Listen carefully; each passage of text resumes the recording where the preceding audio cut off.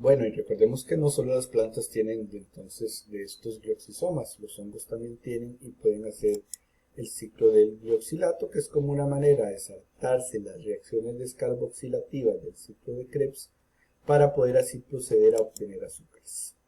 Bien, ya hablamos de la transitosis, pero al igual que en las células animales, en las células vegetales vamos a tener un sistema de endomembranas, que es a través del cual se da la transitosis de vesículas y vacuolas, en donde van a involucrarse, quienes van a ser elementos componentes del sistema endomembranal, la envoltura nuclear, el retículo endoplasmático, el aparato de Golgi, las vesículas membranosas de diversos tipos que van hacia adentro o hacia afuera, ya sean endocíticas, exocíticas o secretivas, y la membrana plasmática. Esos son de nuevo los componentes del sistema endomembrana en la célula vegetal. Recordemos que igual que otras células va a tener procesos de endocitosis si la dirección de las sustancias es hacia adentro de la célula, o de exocitosis si las vesículas van a transportar ya sea sustancias de desecho o sustancias de secreción hacia afuera de la célula. Entonces, endocitosis y exocitosis. En la membrana celular van a ocurrir esos eventos de fusión de vesículas, en este caso es exocítica, una vacuola o vesícula exocítica, que se fusiona con la membrana y saca su contenido al exterior. En este caso se está formando una vesícula endocítica, porque se forma una vesícula a nivel de membrana, vean que ella es plegada y forma una vesícula que va hacia adentro. Entonces es la vía endocítica o de la endocitosis. Cuando se tragan grandes elementos como por ejemplo un virus, una bacteria, entonces hablamos de fagocitosis, van hacia adentro cosas grandes. Entonces entran por fagocitosis, esa vesícula endocítica se va a combinar con un lisosoma y va a formar un fagolisosoma que digiere estas sustancias que entraron, estas partículas, elementos que entraron, y entonces se transforma ese fagolisosoma en un lisosoma. También puede decir aquí endolisosoma, ¿verdad? Pero al final y al cabo terminan, o endosomas, al final y al cabo terminan siendo lisosomas y ocurriendo la digestión intracelular. Aquí vemos vías no fagocíticas. Entonces, ¿cuándo no son fagocíticas? Cuando las sustancias son líquidas y pequeñas, y eso se llama pinocitosis, o cuando, por ejemplo, van a entrar moléculas que necesitan la ayuda de la clatrina que recubra las vesículas. Y entonces decimos que eso es endocitosis mediada por clatrina o por cubiertas de clatrina. En ese caso, la sustancia que va a entrar va a tener, digamos que es una proteína, va a tener receptores, esos receptores están en una parte de la membrana que interactúan con la clatrina. Cuando se une la proteína cargo que va a entrar, la clatrina termina plegando la membrana y la recubre a esa vesícula. Entonces es como en una jaula de clatrina y pues se llaman vesículas recubiertas. Luego esa clatrina es de nuevo reciclada y puede volver a la superficie celular.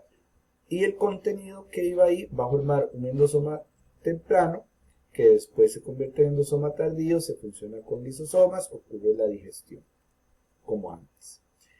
Aquí vemos, por ejemplo, lo mismo, pero la proteína D recubierta no es la clatrina, sino que es la caveolina, porque hay varios tipos, la caveolina es otro.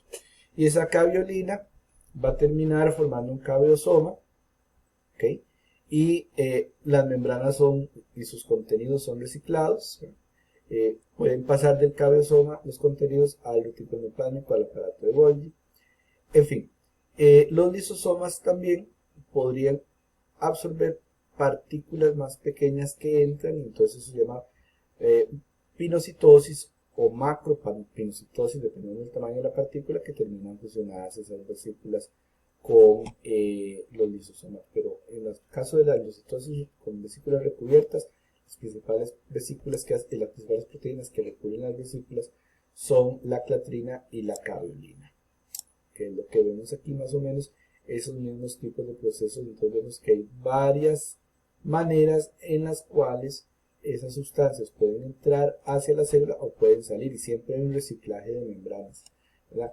Membranas de las vacuolas pasan a los lisosomas, de los lisosomas a vesículas de excreción, del retículo endoplasmático al aparato de Golgi, del aparato de Golgi a la membrana celular, y entonces ese reciclaje de membranas y de vesículas es lo que se llama transitosis, que es la función del sistema endomembrana. En el caso de esa muy famosa clatrina que mencionamos, ella forma una jaula alrededor de la vesícula endocítica, Esa jaula está formada por subunidades de 3 lados que se llaman triskeliones. Entonces los triskeliones son las unidades de la creatrina. Aquí vemos una fotografía de un triskelion que tiene 3 segmentos. Cada uno de esos segmentos va a ser una cadena pesada y una cadena liviana. Entonces al final cada triskelion va a tener 3 cadenas pesadas, 3 cadenas livianas de creatrina, y varios triskeliones se unen y van formando esa cajita, esa jaula donde se encierra la vesícula endocítica. Aquí hay un ejemplo donde se está ya varios triskeliones uniendo para terminar de formar esta vesícula recubierta de clatrina. Como vemos aquí, no es que el proceso es tan sencillo. Si esta molécula es, digamos, la proteína que va a entrar, ella tiene por clatrina o caberina, ella tiene que tener un receptor en la membrana. Se une al receptor y ese receptor está unido a una proteína especial que se llama adaptina. Hay varios tipos de adaptinas. Las adaptinas a su vez están unidas a la clatrina. Entonces todo ese complejo, cuando se une la proteína que va a entrar, la proteína que es específica para el receptor, da una señalización de tal manera que la dinamina comienza junto con la clatrina a plegar la membrana y a segregarla. La clatrina recubre toda esa vesícula endocítica y finalmente se separa de la membrana y va hacia el interior de la célula. Tanto las clatrinas como las adaptinas son recicladas allá adentro cuando cumplieron su función dentro de la célula, se zafan de la vesícula y regresan a ensamblarse en estas regiones de donde están los receptores que se llaman fosetas recubiertas. Ahí es donde están los receptores. ¿Por qué recubiertas? Porque están recubiertas de clatrina y de adaptina que concentran los receptores. La vacuola con lo que llevaba y los receptores queda libre en el citoplasma y cuando se una con lisosomas y empiece la digestión, estos receptores también van a ser reciclados y van a regresar por exocitosis a la membrana plasmática, que es lo mismo que vemos aquí, nada más que aquí nos hacen énfasis en el papel de las adaptinas, como la adaptina alfa, la adaptina beta 2, que son tan importantes para que la recubierta de esas vesículas pueda formarse y llegar después a los endosomas o transformarse los endosomas primarios, endosomas tardíos y luego lisosomas. Aquí vemos de nuevo el receptor, digamos la proteína cargo, está unida al receptor que aquí vemos en azul, la proteína cargo en rojo. Estos interaccionan con las adaptinas como este dímero alfa beta 2, esta es la adaptina, y la adaptina es la que interactúa con los triskeliones de la clatrina. Entonces es todo un entramado molecular. La adaptina AP1 recubre las vesículas que van del trans-Golgi a los endosomas. La adaptina AP2 se une principalmente a las vesículas recubiertas de clatrina de la membrana plasmática. Entonces por eso lo vemos aquí. Vean que como van de la membrana para adentro, es la adaptina 2 la que participa. Si es de trans-Golgi hacia, por ejemplo, las vesículas secretorias o hacia, por ejemplo, endosomas, qué sé yo, que van después a fusionarse con endosomas, la que participa es la AP3. AP3 hacia afuera, AP2 hacia adentro. Hay otras proteínas, otras familias como la COP1 y la COP2 que van a participar de otros procesos de movimiento de vesículas recubiertas por proteínas. Ven que la COP2 va hacia el retículo endoplásmico, la COP1 va hacia en la dirección contraria.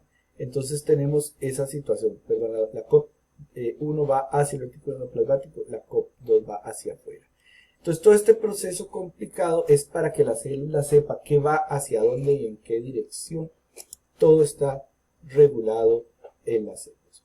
Las células vegetales, como todas las células, su citoplasma está recubierto por una membrana plasmática, que dijimos también que se podría llamar plasmalegma, y que responde al modelo del mosaico fluido de Singer y Nicholson. Y está recubierta esta membrana por una pared celular que está atravesada por puentes de citoplasma que se llaman plasmodesmos, que comunican una célula vegetal con la célula vecina pasando a través de la pared celular, porque si no, no podría haber comunicación si no fuera por los plasmodesmos, que los vemos también aquí. Aquí vemos el modelo del mosaico fluido de la membrana. Recordemos que si las proteínas pasan de un lado a otro se llamaban integrales, si pasan solo a uno de los dos lados se llamaban periféricas, que las proteínas integrales normalmente tienen fragmentos o segmentos que son helicoidales, hidrofóbicos, y que también pueden estar asociadas a oligosacáridos y llamarse glicoproteínas. Cuando las dos semicapas de la membrana plasmática se separan por criofractura, por ejemplo, entonces se forman la cara E y la cara P. La cara E sería la superior y la cara P correspondería a la hemicapa interior de la membrana plasmática. La membrana es importantísima porque de nuevo aquí va a regular los procesos de transporte, que nos recordaremos de biología que si no necesitan ATP es transporte pasivo, dentro de los que tenemos la difusión simple, la difusión facilitada por proteínas, la difusión facilitada por transportadores y el paso libre, por ejemplo, en la ósmosis, que la ósmosis puede no necesitar proteínas o si necesita una proteína canal, por ejemplo, si es agua, esa proteína se llama aquaporina. Pero en todas estas no se necesita ATP, no se gasta energía, por lo tanto decimos que es transporte pasivo. En el transporte activo, por el contrario, se necesita gasto de ATP porque el transporte de las moléculas es contra el gradiente de concentración. Y entonces podría haber transporte activo primario, si el transporte es específicamente para una molécula y ya. Transporte secundario, si se transportan dos moléculas, una que entra y gasta la energía y otra que se aprovecha y sale. Transporte sin puerto, si las dos moléculas que entrasen van en la misma dirección, y transporte antipuerto si dos moléculas salen en la antipuerto si salen en la dirección contraria. Por ejemplo, ven aquí, una entra y otra sale, esto es antipuerto. Aquí estas dos van a entrar en la misma dirección, es transporte sin puerto. Si el ATP se gasta para transportar a la misma molécula y ya es transporte activo primario. Pero vean que, por ejemplo, aquí, para que entre la sustancia, esta molécula representada en negro, se gasta el ATP. Pero ¿quién se aprovecha para salir? Esta moleculita en azul. Entonces decimos que es transporte primario para la molécula negra y transporte secundario, acoplado secundario, para la que se aprovecha y sale. Y ya queda lo de la dirección, que si es en la misma dirección es sin puerto, y si es en direcciones contrarias es antipuerto. Pero si se gasta ATP es transporte activo. Aquí vemos una fotografía electrónica muy bonita de dos células vecinas de cebolla, allium, cepa. Y aquí vemos la membrana de una célula, la membrana de la otra célula y en medio de las dos la pared celular. Al microscopio electrónico las membranas celulares se ven como si tuvieran tres capas, pero ya sabemos que eso es una percepción que se da por la estructura de la membrana, no es que tengan tres capas. La membrana está en constante y continua interacción con la pared celular, que aquí veríamos en negro. De hecho, cuando entra un patógeno, un hongo o alguna señalización de algún tipo, esas moléculas mensajeras van a tener que difundirse a través de la pared celular y llegar a receptores que se encuentran en la membrana, señalizarlos y estos receptores enviar los mensajes al interior de la célula, lo que puede significar que produzcan un mensajero, un segundo mensajero, o que produzcan una cadena de reacciones proteicas, una cascada, que termine produciendo una respuesta, por ejemplo, de defensa si la señal se envió porque un hongo, por ejemplo, un patógeno, infectó la pared celular. La pared celular también participa en otros procesos, ¿verdad? Está creciendo constantemente y tiene que ser una manera en que las señales se transducen del exterior también hacia la membrana celular y de ahí al interior de la célula. Por eso les decía aquellos de que no debemos considerar que, aunque la pared celular realmente está compuesta por materiales inertes, ¿verdad? Por celulosa y qué sé yo, nada más ahí polimerizada, no es del todo inactiva, sino que ella tiene actividades metabólicas, está siendo remodelada, tiene crecimientos secundarios en ciertas células y a través de ella van a llegar antígenos, va a actuar como una barrera, van a difundirse señales a través de la pared y los receptores de la membrana van a interactuar con esa pared celular también. Por lo tanto, no podemos considerarla de todo muerta o inactiva. Continuamos en la siguiente sección de la